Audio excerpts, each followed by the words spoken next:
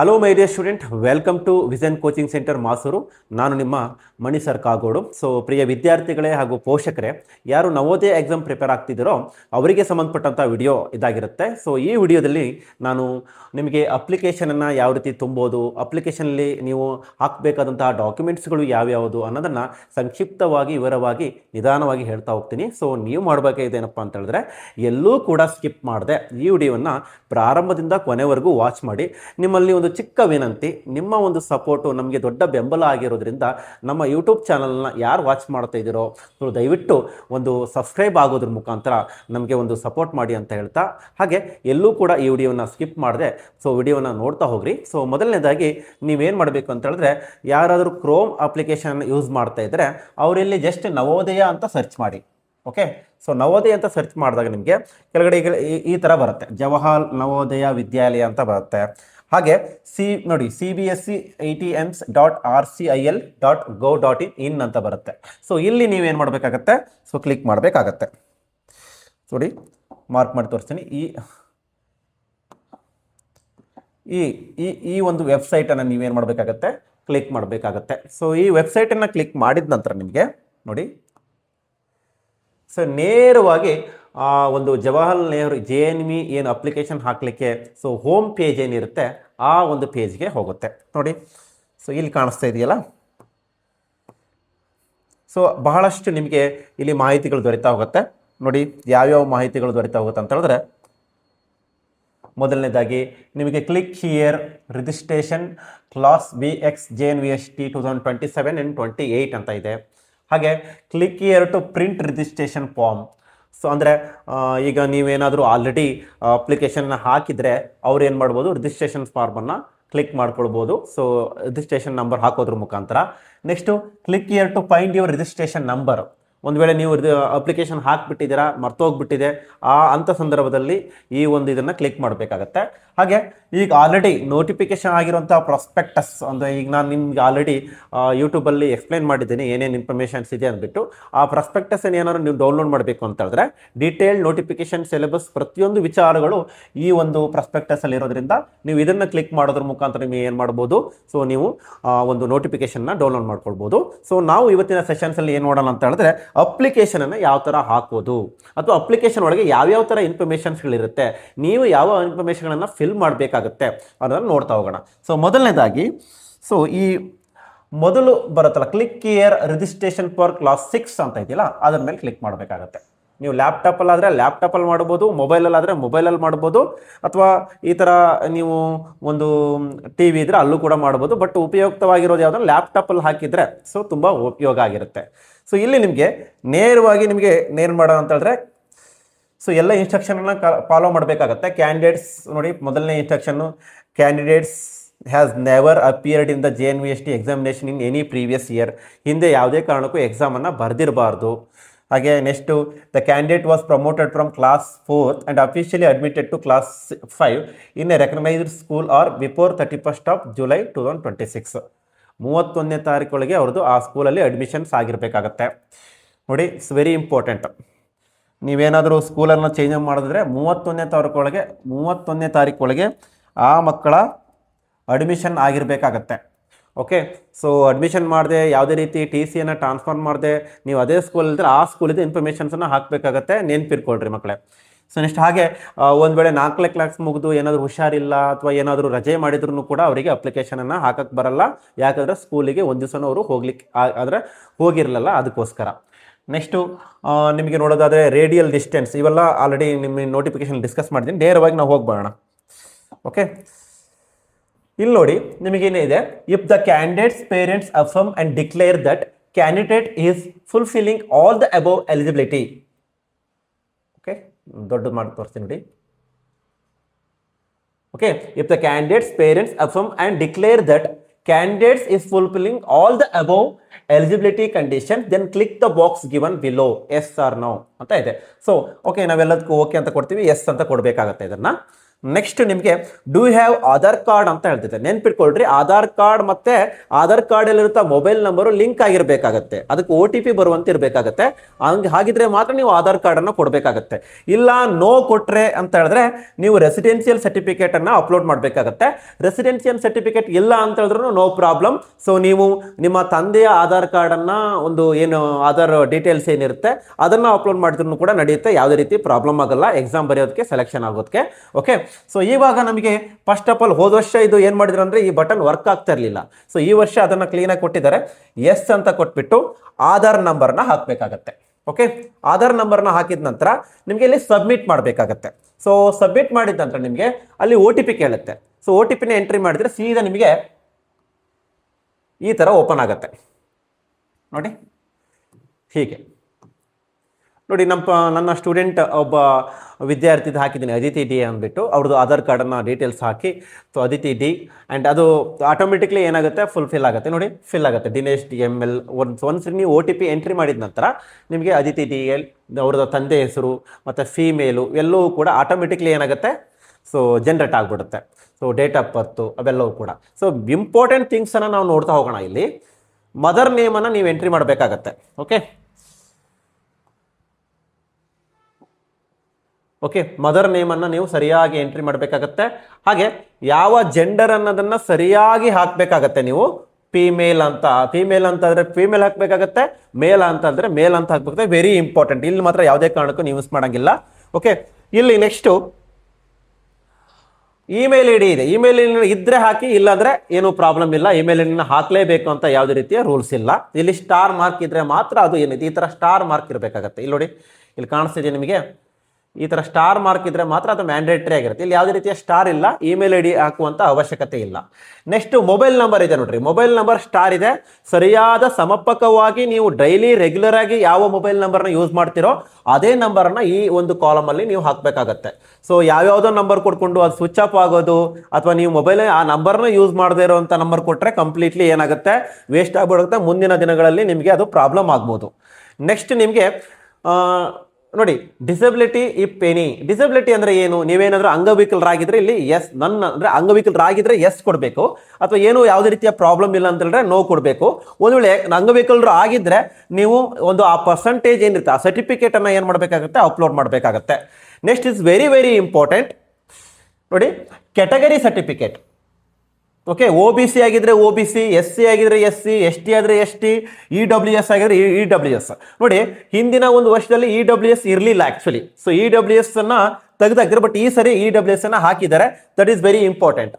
Okay, so ಇಲ್ಲಿ select ಮಾಡಿದ್ರೆ ನಿಮಗೆ ಸಿಗುತ್ತೆ SC, ST, general, OBC, EWS. ಒಂದು ವೇಳೆ OBC ಅಂತ ಸೆಲೆಕ್ಟ್ ಮಾಡಿದ್ರೆ uploading category certificate is not mandatory.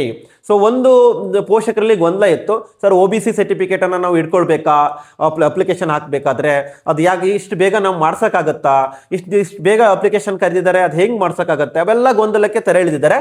ನೀವು ಅಪ್ಲಿಕೇಶನ್ ಹಾಕಬೇಕಾದ್ರೆ ಯಾವುದೇ ರೀತಿಯ OBC ಅಂದರೆ ನೀವು ಸರ್ಟಿಫಿಕೇಟನ್ನು ಅಪ್ಲೋಡ್ ಮಾಡುವಂಥ ಅವಶ್ಯಕತೆ ಇಲ್ಲ.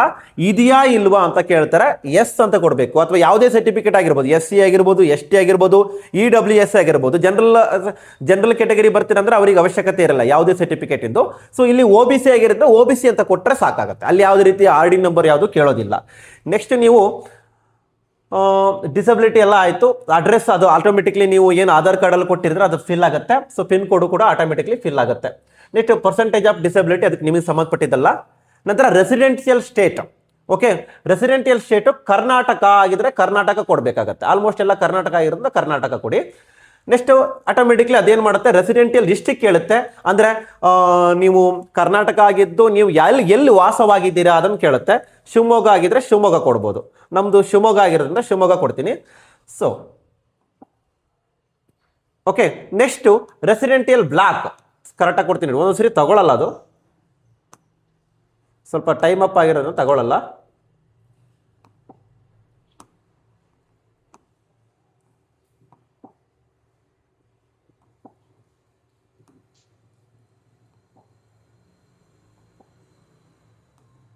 ಓಕೆ, ರೆಸಿಡೆಂಟಿಯಲ್ ಬ್ಲಾಕ್ ಅಂದರೆ ಏನು?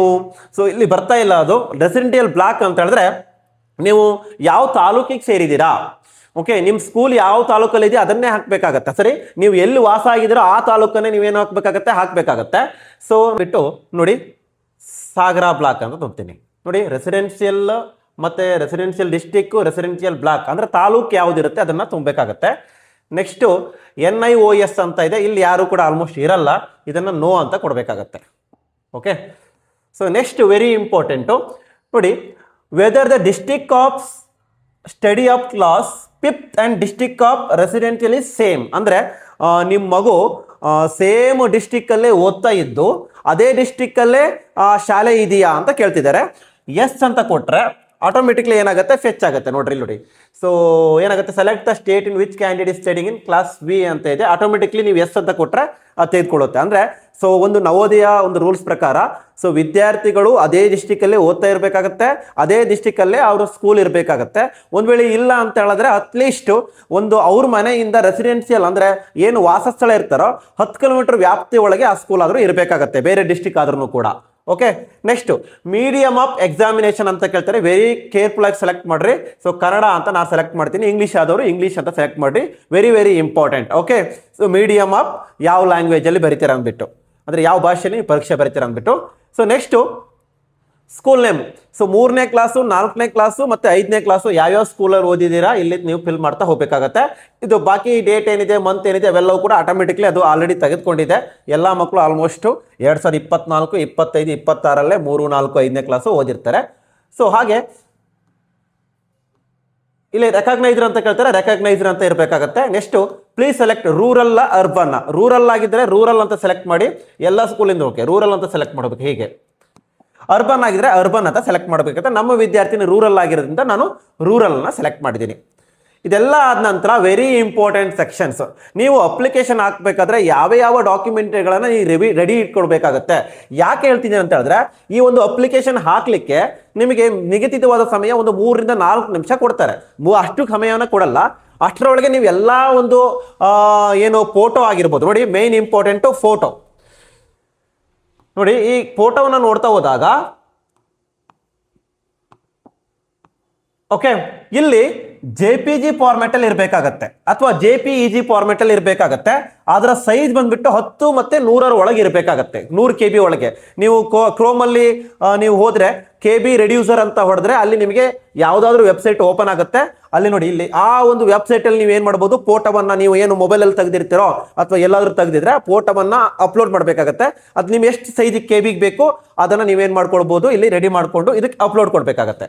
ಓಕೆ, ಸೊ ನೆಕ್ಸ್ಟ್ ನಿಮಗೆ ಅಪ್ಡೇಟ್ ಕ್ಯಾಂಡಿಡೇಟ್ ಸಿಗ್ನೇಚರ್ ಅಂತ ಇದೆ ನೋಡ್ರಿ. ಇಲ್ಲೂ ಕೂಡ ಸೇಮ್ 10 ರಿಂದ 100 KB ಒಳಗಿರಬೇಕಾಗತ್ತೆ. ಅದೇ ಸೇಮ್ ಅಲ್ಲೇ ನೀವು KB ರೆಡ್ಯೂಸರ್ ಅಂತ ಹೋದ್ರೆ ನೀವು ಅಂದರೆ ಮೊಬೈಲಲ್ಲಿ ಫೋಟೋ ತೆಗೆದಿರುವಂಥದ್ದು ತುಂಬ MB ಮತ್ತು ಈ ಲೆವೆಲ್ಗೆ ಇರೋದ್ರಿಂದ ಅದನ್ನು ನೀವು KBಗೆ ರೆಡ್ಯೂಸ್ ಮಾಡಲಿಕ್ಕೆ ಯಾವುದಾದ್ರೂ ಥರ್ಡ್ ಪಾರ್ಟಿ ವೆಬ್ಸೈಟನ್ನು ಯೂಸ್ ಮಾಡಿಕೊಂಡು ಇದು ಮಾಡಬೇಕಾಗತ್ತೆ, ಇಲ್ಲಿ ಅಪ್ಲೋಡ್ ಮಾಡಬೇಕಾಗತ್ತೆ. ನೋಡಿ, ಒಂದು ನಿಮ್ಮ ಫೋಟೋ ಬೇಕಾಗತ್ತೆ, ಎರಡನೇದು ನಿಮ್ಮ ಸಿಗ್ನೇಚರ್ ಬೇಕಾಗತ್ತೆ, ಕ್ಯಾಂಡಿಡೇಟ್ ಸಿಗ್ನೇಚರ್. ಯಾರು ನವೋದಯ ಎಕ್ಸಾಮ್ ಬರಿತಾ ಇದ್ದಾರೋ ಅವರ ಒಂದು ಸಿಗ್ನೇಚರ್ ಬೇಕಾಗತ್ತೆ. ನೆಕ್ಸ್ಟು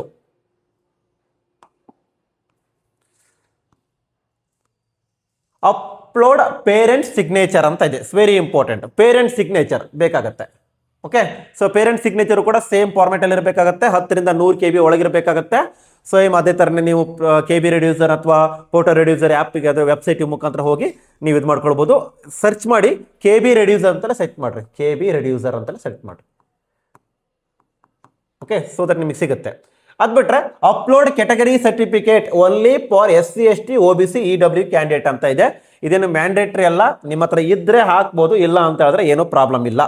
ಓಕೆ, ಸೊ ನೆಕ್ಸ್ಟು ಇದು ಪೋಷಕರಲ್ಲಿ ಹಲವಾರು ಗೊಂದಲಗಳು ಇದ್ರದ್ದೇ ಇದ್ದವು. ಸರ್ OBC ಅಪ್ಲೋಡ್ ಮಾಡಬೇಕಾ? ಇಲ್ಲಿ ನೋಡಿ, ಯಾವುದೇ ರೀತಿ ಇಲ್ಲ, ಇದ್ದರೆ ಮಾತ್ರ application candidate certificate uploaded along with form ಅಂತ ಇದೆ. ಸರ್ಟಿಫಿಕೇಟ್ ಇದ್ರದ್ದಿಲ್ಲ, ತಲೆ ಕೆಡಿಸ್ಕೊಳ್ಳೋಂಥ ಅವಶ್ಯಕತೆ ಇಲ್ಲ. ನೀವು OBC ಇಲ್ಲ ಅಂದ್ರೂ ಕೂಡ ನಡೆಯುತ್ತೆ. ಸಬ್ಮಿಟ್ ಆ್ಯಂಡ್ ರಿವ್ಯೂ ಕೊಟ್ಟರೆ ನಿಮಗೆ ಏನಾಗುತ್ತೆ, ಪೂರ್ತಿ ಒಂದು ಮಾಹಿತಿ ಏನು ತುಂಬಿರ್ತೀರ ಅದು ನಿಮಗೆ ಬರುತ್ತೆ. ಆಯಿತಾ? ಸೊ ಇಲ್ಲಿ ಇದರಲ್ಲಿ ಏನಾದರೂ ಡೌಟ್ಸ್ ಇದ್ದರೆ ಏನಾದರೂ ಕೂಡ ನೀವು ಕಾಲ್ ಮಾಡ್ಬೋದು. ಸೊ ಕೆಳಗೆ ಕೊಟ್ಟಿರೋಂಥ ನಂಬರ್ಗೆ ಕಾಲ್ ಮಾಡೋದ್ರ ಮುಖಾಂತರ ನಿಮ್ಮ ಅಪ್ಲಿಕೇಶನನ್ನು ನಾವು ಬೇಕಾದ್ರೆ ಹಾಕಿಕೊಡ್ತೀವಿ. ನಾನೇನು ಹೇಳಿದ ಮಾಹಿತಿ ಅಂದರೆ ಡಾಕ್ಯುಮೆಂಟ್ಗಳನ್ನು ನೀವು ಕಳಿಸಿದರೆ ನಮ್ಮ ಯೂಟ್ಯೂಬ್ ಚಾನಲ್ನ ಯಾರು ವಾಚ್ ಮಾಡ್ತಾ ಇದ್ದಾರೋ ಸೊ ಅವರು ಕೂಡ ಅಪ್ಲಿಕೇಶನ್ ಕಳಿಸ್ಕೊಟ್ರೆ ನಾವು ಅಪ್ಲಿಕೇಶನ್ನ ಫ್ರೀ ಆಫ್ ಕಾಸ್ಟಲ್ಲಿ ಹಾಕ್ಕೊಡ್ತೀವಿ ನಿಮಗೆ. ಸೊ ಏನಾದರೂ ಡೌಟ್ಸ್ ಇದ್ದರೆ ಸೊ ನೀವು ನಮಗೆ ಕಾಲ್ ಮಾಡ್ಬೋದು. ಹಾಗೆ ಸೊ ಇವತ್ತಿನ ಸೆಷನ್ಸ್ನಲ್ಲಿ ಒಂದು ಈ ಅಪ್ಲಿಕೇಶನ್ಗೆ ಸಂಬಂಧಪಟ್ಟಂತಹ ಒಂದು ವಿಡಿಯೋ ಇದಾಗಿತ್ತು.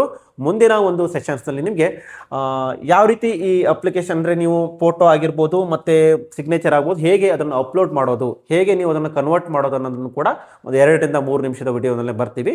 ಸೊ ಹಾಗೆ ಸ್ಟೇ ಟ್ಯೂನ್ ಅಂತ ಹೇಳ್ತಾ ಮುಂದಿನ ವಿಡಿಯೋಲಿ ನಾನು ನಿಮ್ಮನ್ನು ಭೇಟಿ ಆಗ್ತೀನಿ ಅಂತ ಹೇಳ್ತಾ, ನಮ್ಮ ವಿಡಿಯೋ ನಿಮಗೆ ಇಷ್ಟ ಆಗಿದ್ದರೆ ದಯವಿಟ್ಟು ಏನು ಮಾಡಿ ಅಂತ ಹೇಳಿದ್ರೆ ಒಂದು ಲೈಕ್ ಕೊಡೋದ್ರ ಮುಖಾಂತರ, ನಾವು ಮಾಡುವಂಥ ವಿಡಿಯೋ ನಿಮಗೆ ಸದಾ ನೋಟಿಫೈಡ್ ಆಗಲಿಕ್ಕೆ ಪಕ್ಕದಲ್ಲಿರುವಂಥ ಬೆಲ್ ಬಟನ್ ಓದೋದ್ರ ಮುಖಾಂತರ ನೋಟಿಫೈಡ್ ಆಗಿ, ಹಾಗೆ ನಿಮ್ಮ ಪೇರೆಂಟ್ಸ್ ಅಂದರೆ ನಿಮ್ಮ ಯಾರಾದರೂ ರಿಲೇಷನ್ ಅಥವಾ ಫ್ರೆಂಡ್ಸ್ ಯಾರಾದರೂ ಮಕ್ಕಳು ನವೋದಯ ಎಕ್ಸಾಮ್ಗೆ ಪ್ರಿಪೇರ್ ಆಗ್ತಿದ್ರೆ ನಮ್ಮ ಆನ್ಲೈನ್ ತರಬೇತಿ ನಮ್ಮ ಅಂದರೆ ಡೈಲಿ 3 ಅವರ್ಸ್ ಕ್ಲಾಸಸ್ ಇರುತ್ತೆ. ಭಾನುವಾರ ಬೆಳಗ್ಗೆಯಿಂದ ಸಂಜೆವರೆಗೂ ಕೂಡ ಆನ್ಲೈನ್ ಕ್ಲಾಸ್ ಇರುತ್ತೆ.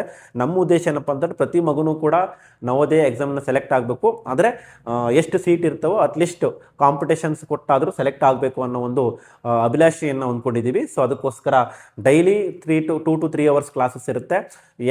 EVSಗೆ ಸಂಬಂಧಪಟ್ಟಂತೆ.